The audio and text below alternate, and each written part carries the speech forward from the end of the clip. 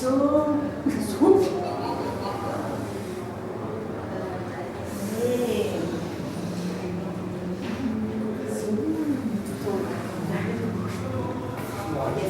Cho cái gì thẳng kêu vậy thẳng nói chung là cái không bây giờ anh chị cách mà phương pháp này là của Đạt Ba Đạt Ba đầu nhá. Con đi về bên yêu thương, miền đất Chúa hứa cho dân người, nơi Chúa đã sinh ra làm người. Con đi về bên yêu thương. Một lần nữa cho quen nhá. Con đi về bên yêu thương, miền đất Chúa hứa cho dân người, nơi Chúa đã sinh ra làm người. Con đi về bên yêu thương. Con từ Phúc. Dù cho gian nan ngập tràn, dù cho sóng gió tràn lan, dù cho gian nan ngập tràn, dù cho sóng gió tràn lan. 2, 1. Dù cho gian nan ngập tràn, dù cho sóng gió tràn lan, con an tâm vững bước. 2, 1.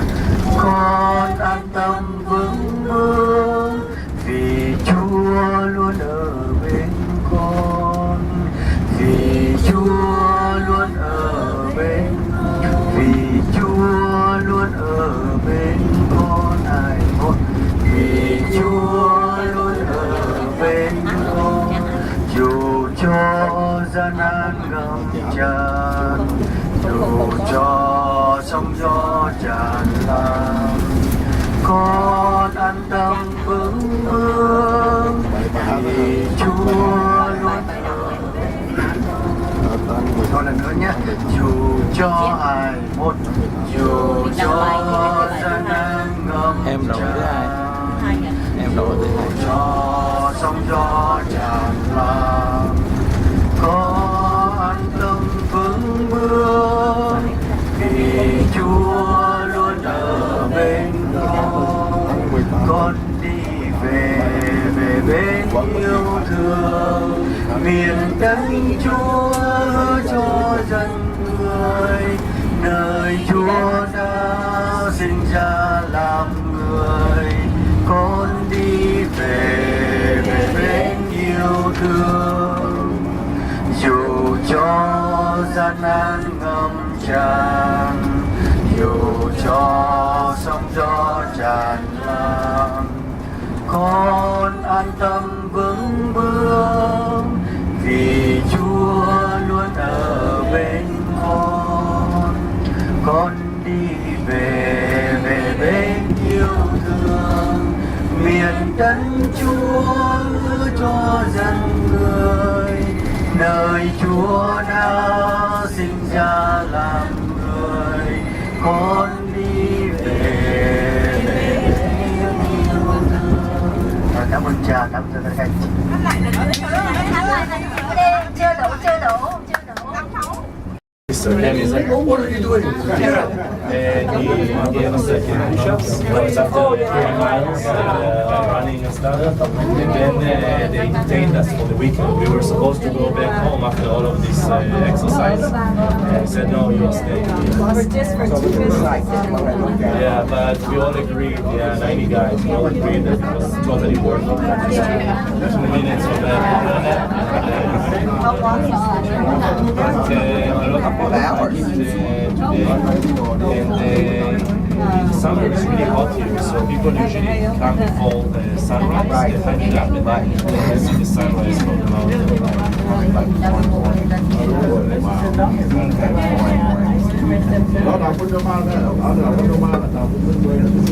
How many steps? How many steps? Well, it's altitude of 200 meters, so about 600 feet. I don't know how to calculate it into steps. That's your smartphone. Yeah,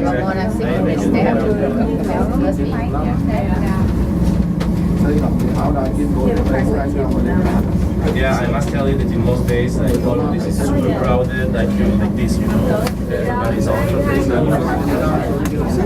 Oh yeah, oh yeah. So Jerusalem was quite empty.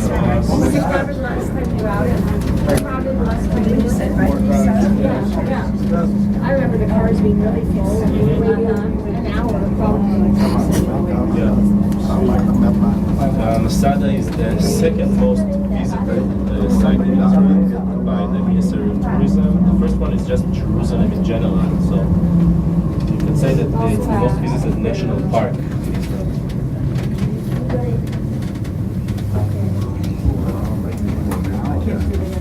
So how many times have you walked up the snake path in your life? Oh man. Because also I do it as a tour guide. There are groups that they ask we want to hike it up. So Điền chết kia vẫn còn kia là anh chứ ha. Đi đi. Em đi đi.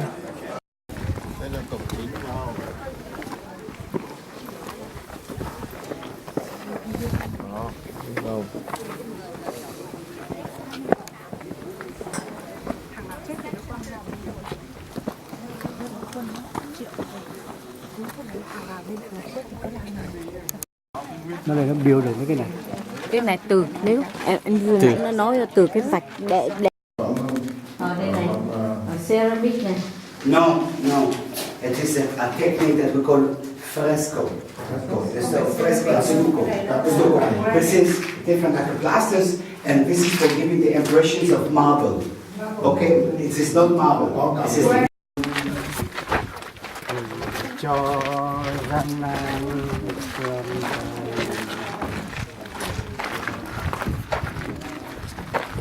Cái tà áo của Là cắt ngay chỗ này này.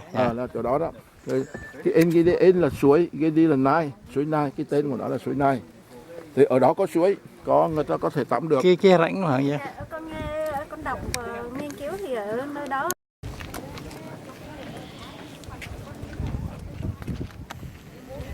Được rồi, chạy theo. the mountains that you can see in front of you guys. I mean, this is very clever. So the guy was very clever because he said, first of all, I have a lot of waters. I love this water, but all the synagogues that you can see in Canada today, they look like the church. This is a copy paste from this church. But this is synagogues like, you know, when been on the time of Jesus. Where people are, you know, at the time of Jesus, yes. You have to understand. Alors, puisqu'on est arrivé à ce point-là, on sait que la fin est proche. Có nhiều ở nơi thì nó có nhà dân cư á, nhưng mà rồi sau đó người ta cũng không biết người ta xây mất ở trên những cái đường khẩu như vậy, rồi sau mấy cái thiên tai hay là gì nó bị sập xuống luôn. Trong cái hố đó có cái gì đó, ông có nói là tôi bụng nhiều. Hình như là có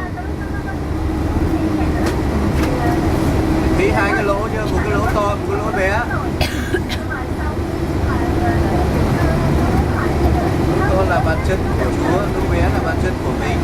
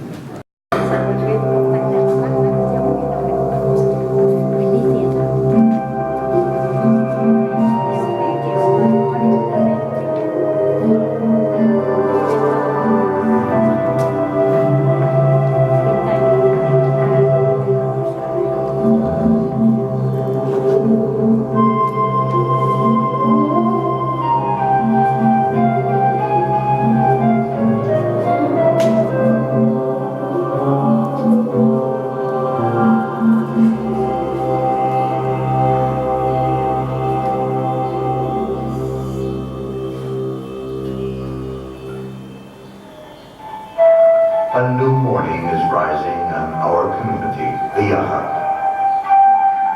We came here to the edge of the country, facing the Dead Sea, from Jerusalem to Galilee and the plains. We abandoned families, friends, and work to come to the place where we can purify ourselves and properly prepare for the final war. Every Jew who came along did so to get close to the right way and to stay away from the sons of darkness, evil people. Among them you will even find high priests from Jerusalem. He who believes in our way is the son of light, and when the final war begins, all our opponents will be destroyed. But in the meantime, we are here. Here in this holy place, no one can distract our minds from worshiping the Lord. We don't possess much, and the little we have we share equally. The good Lord, He supplies us with all our needs, even in this barren desert. This morning, while working in the date grove, a neighbor from Indot Kandeh, a 5-hour walk from here, passed by. He told us of the bitter end of one John the Baptist, whose head was severed by King Herod. Suddenly, I remembered we too had one by the name of John. Years ago, he came to us and requested to volunteer. Each new candidate undergoes a thorough examination and, once accepted for a season of study, joins us in work as well. At the end of 2 years' time, just before becoming a full member, he arose, broke his vow to Yahweh, and left. Twice daily we bathe together in the purifying bath in order to be sanctified in the pure waters. After bathing, we gather together to dine. First, we taste from the pure bread that was prepared for us by the high priests, and then from the wine. When we went for our evening's toil, we inscribed the high priest's words describing the Lord who created the spirits of light and darkness, and thereupon based every deed. The first was greatly loved by God, each of its actions desired. The second, and all that it encompassed, he despised forever. At the end of a day's work, we bathed again, and after purifying ourselves, gathered together for the evening meal. We dined in reverent silence, even when troublesome thoughts prey upon us. After the meal, I arose and asked for permission to speak. Could it be that the man who was murdered, of whom we heard from the passerby, was the same John that was with us and then left? It is not the same man, replied the high priest, and in truth we would be better employed in the studies of the Holy Scriptures rather than wasting our time in the idle talk that spoils the spirit of Yahweh. The wrath that ensued was so great that a remark was noted in the book in my disfavor. After having been punished, things calmed, and we resumed our studies as we do every night until a third of the night is past. But of these things I am not permitted to tell you. We may not reveal our secrets to anyone. Only we, the sons of light, are allowed to share the secrets of Yahweh. This alone may be revealed. All is predestined. There is no free will. Even before the time of creation, it was inscribed that you, somewhere in the future, would hear and see these words. It is God's wondrous plan that brought you today to this pure and sacred place. And God willing, perhaps the secrets may be revealed unto you.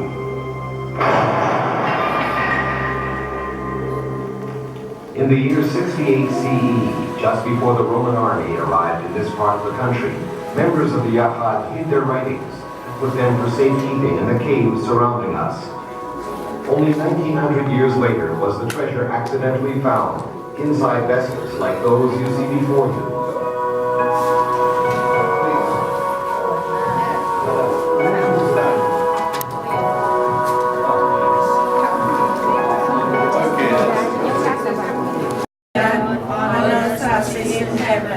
Give us this day our daily bread, and forgive us our trespasses, as we forgive those who trespass against us. And lead us not into temptation, but deliver us from evil.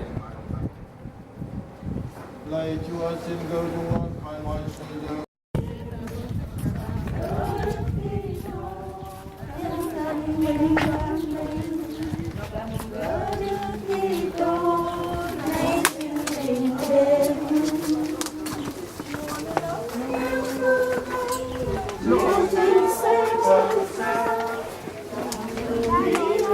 Michel, e eu sei que ele com a Raquel.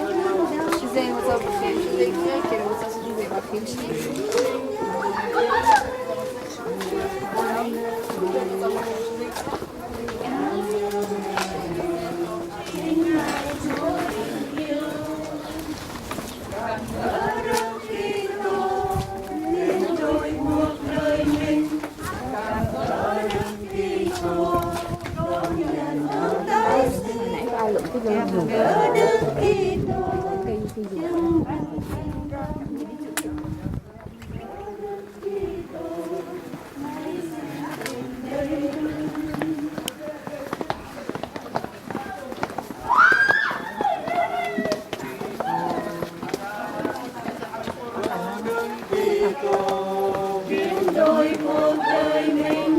Gặp gỡ Đức Kitô đón nhận ơn tái sinh, gặp gỡ Đức Kitô chân thành mình đắm mình, gặp gỡ Đức Kitô nảy sinh tình đệ mình.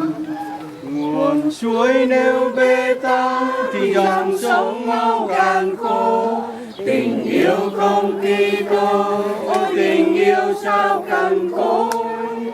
Vì Chúa truy nguồn suối, nguồn yêu thương vô biên, biển yêu thương nối liền.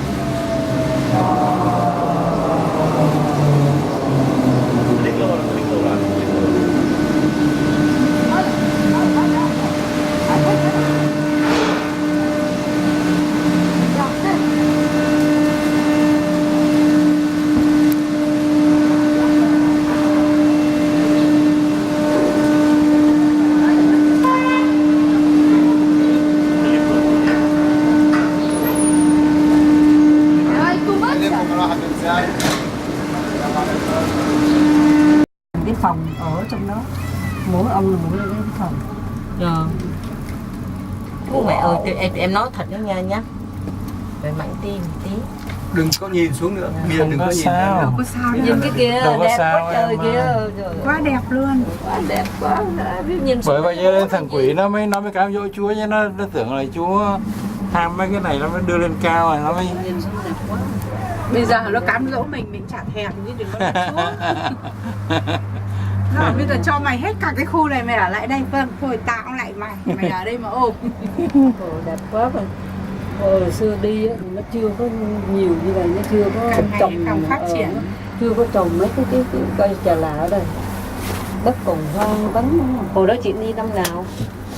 Năm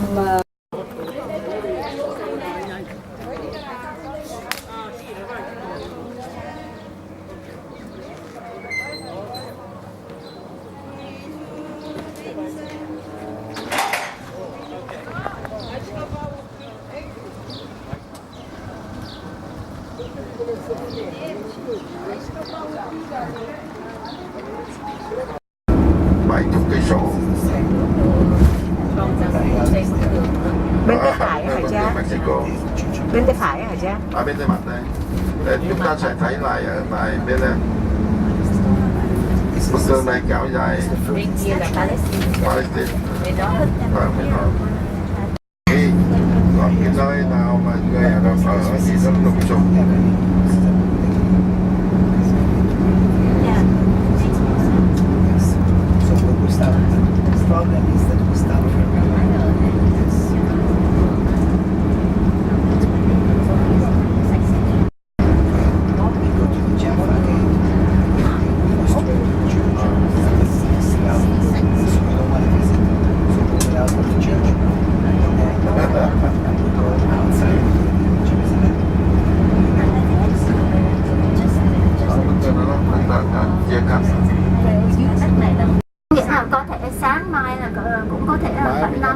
mai mình dâng lễ ở đâu? Mai mình dâng lễ ở đâu? Holy Sepulchre. Thôi sẽ vào. Dạ. Thế à?